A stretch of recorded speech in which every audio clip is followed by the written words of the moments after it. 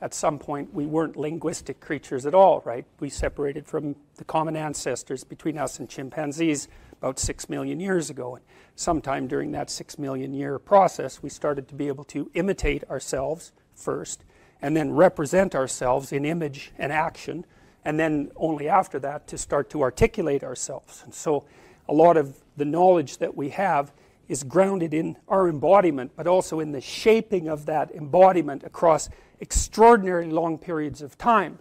So like there's an implicit way of being in your form, in your embodied form, but more importantly there's an implicit way of being that's a consequence of the fact that we've existed within hierarchical social structures for far longer than we were even sharing a common ancestor, say, with great apes. So that's for maybe hundreds of millions of years with regards to being embedded in a hierarchy.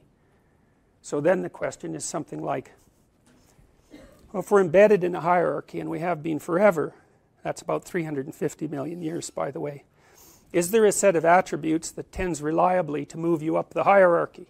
Because if there is, you see, going up the hierarchy increases the probability of reproductive success. So there's actually nothing more important to determine over the course of 350 million years inside a hierarchy than how it is that you ratchet yourself up the hierarchy reliably. And you could think about that in some sense as the source of ideals. Well, here's a kind of a concrete way of thinking about that. You know, if you get 100 men together, they're going to organize themselves into a hierarchical structure.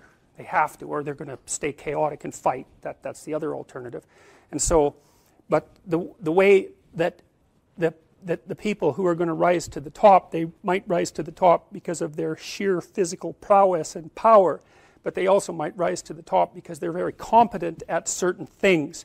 And it's as if all the men are going to get together and vote, and maybe that would actually happen, to determine who best embodies the spirit of the group and who should be granted leadership. And in an evolutionary context, by the way, that would also help ensure that that person would propagate their genes into the next generation. And it's not a trivial effect, especially among men. It's a big effect, because roughly speaking, half of all men are not reproductively successful. So there's a wicked culling, let's say, among men. Well, you can see this among chimpanzees as well. They have dominance hierarchies. Some sort of chimps rise to the top, and you might think, well, that's the like caveman chimp who's best at pounding out all the rivals. But it turns out that that's not exactly the case. And Frans de Waal has done a very good job of detailing this with his work on chimpanzees in particular. And he's found that the power-hungry tyrant sort of chimp can rule for a while, but he tends to have a very unstable kingdom. And the reason for that is he's not very good at mutually grooming. He's not good at socially connecting with other males, and he isn't popular among the females and doesn't attend to the young, essentially. And so what happens is, even if he's like the meanest, toughest guy on the block, two subordinate chimps team up, they make friends, they groom each other, and they have each other's backs. And you know, one day he's having an off day because he ate too many fermented bananas the night before, and like they just tear him into pieces. And chimps are unbelievably strong and unbelievably brutal. They seem to have absolutely no internal regulation whatsoever of their aggression. That all seems to be manifested outside in terms of dominance hierarchy control. And we know that because they go on raiding parties into other chimp territories, and when they find chimps that aren't part of their hierarchy, they just rip them into pieces. And so that's a scary thing if you think about our similarity with chimpanzees, because we like to think we have internal controls over our aggression, but it's not so bloody obvious, I can tell you that. Anyways, what de Waal found was that it's actually chimps that are more, you might say, humane. Although chimpane, I don't know what the equivalent is. Let's say humane, that manage to produce hierarchies that are more stable and actually manage to stay alive on top of them for much longer periods of time. And he thinks about that as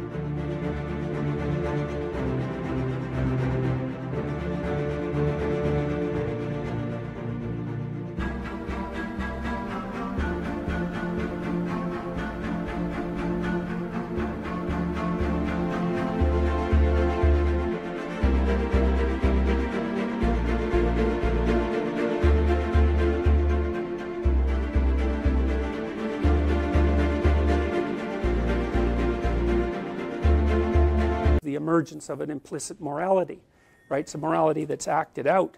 So then you think, well, there are different ways of climbing up a hierarchy. There are worse and better ways. The better ways allow you to live longer in a more stable hierarchy, and the evolutionary payoff for that is that you leave more descendants. And so the hierarchy itself becomes a very powerful shaping mechanism that determines how it is that people are going to adapt, because it's the primary method of selection.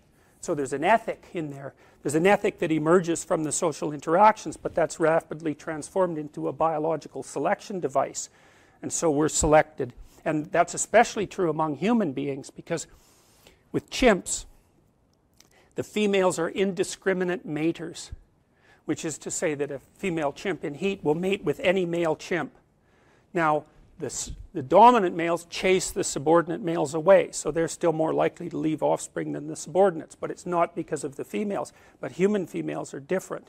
Human females exert choice, and quite brutal choice, you might put it that way. They're very choosy, and it's one of the things that seems to have distinguished us from chimpanzees. And what roughly seems to happen is that the male dominance hierarchy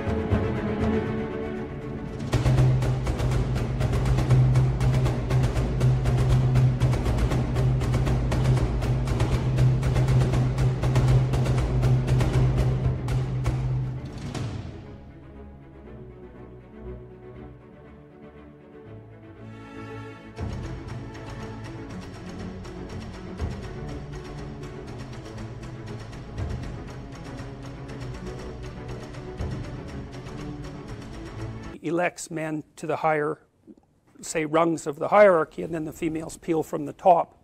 And so that means that what you can say is that human beings are the consequence of intense male dominance competition. It's not necessarily dominance, but it's competition for the upper rungs of the hierarchy, mediated by female selection.